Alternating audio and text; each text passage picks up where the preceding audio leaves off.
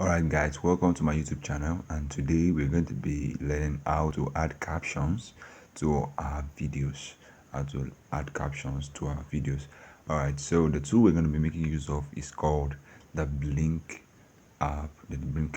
Now go to your Google Play Store. I'm in my Google Play Store right now. So you type on the search bar Blink.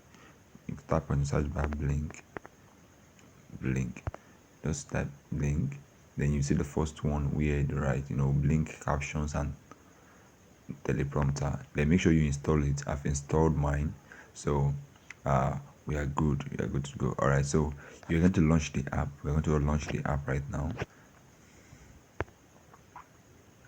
So once you launch the Blink app, so you have an interface something like this. Then click on the plus sign. Then you add auto caption. You click on auto caption. Then you look for one of the videos that you want to use. Your videos must be right in here.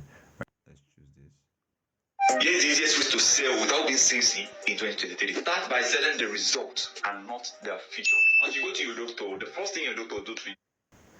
So you click on the generate captions. Then you have to wait for it till it loads. Alright, so you will see an interface like this. This is the way it will show. Then let us listen to like maybe 3 seconds of the video so that we'll be able to see how it will look. Here is the easiest way to sell without being sexy in 2023. Start by selling the result and not the. Alright, so that's the way it works. So if you want to edit it, you click on style, then you click on the style you want. From here, I believe you should be able to navigate your way through the through the app. It is very easy to use. Just install it and then you are good to go. Just play around with it, and you're good to go.